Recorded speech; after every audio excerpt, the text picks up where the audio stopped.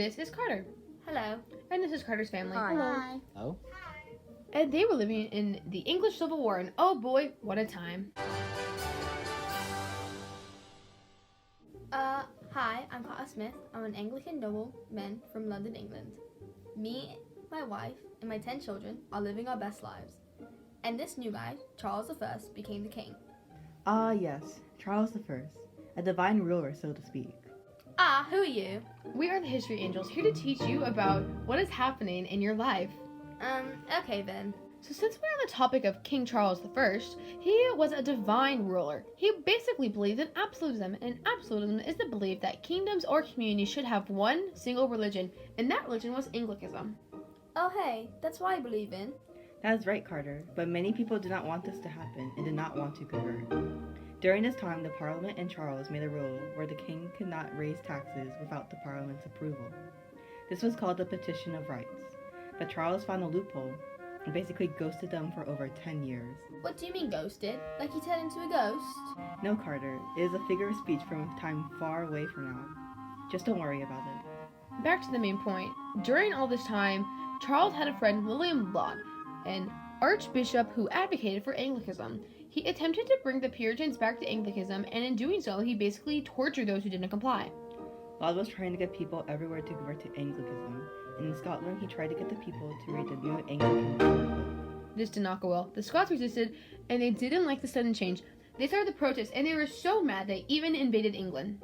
Wow, they really invaded. I don't see why they just can't convert. Like, what's the big deal? Anglicanism is amazing. Well, Carter, that is because people have different beliefs, and we should always respect that. And sometimes they just don't believe the same thing as you, and that's okay. Oh, okay, I understand that. And now back to Charles. When he saw how the Scots reacted, he finally reached out to Parliament to ask to declare war after 10 years of not talking to them. The Parliament was not pleased with this, and they did not do what Charles asked. Instead, they fired Laud, declaring that the Parliament must meet every 3 years and put additional challenges for Charles. Then Charles ordered some of his military to arrest members of Parliament. This then started a civil war. From the times of 1642 to 1646, those who were loyal to the king were called Cavaliers, and those who battled them and were loyal to the Parliament were called Roundheads, Why were they called Roundheads? because they had short hair. I get that. Do you want that style, Carter? No thanks. Back to the topic at hand, the parliamentary New Model Army led by Oliver Cromwell band together with people from different beliefs to take down one common enemy, Charles I. After doing so, they captured Charles I and executed him on January 30th, 1649. What was the tool they used to kill him with? Well, that was a guillotine, but those were defended for another 140 years. They actually killed him with an axe, but it adds imagery. After the passing of Charles I, his son, Charles II, became king of the Scots in 1651. In the past few years, there have been 3 wars, the First, Second, and Third English Civil War. The war as a whole finally stopped when Cromwell defeated the Scots, who were trying to strike one last blow to England.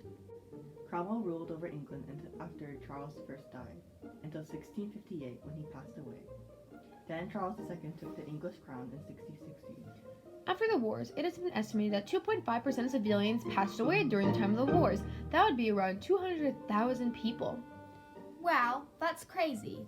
And this all happened under 10 years. Yes, it did, and it is arguably that the English Civil War is one of the most devastating wars on the British Isles. So basically, this is what just happened. Charles I became the King of England and wanted to unite Ireland, Scotland, Wales, and England. Yes, and when trying to do so, he failed miserably, leading him to lose his head in 1649. Then Oliver Cromwell took the throne until 1658 when he passed away. Then Charles II became the King of England in 1660. And that's the end of the Civil War? Yep, and this would be our time to go. See you next time, Carter. Yeah, sure. Bye, guys.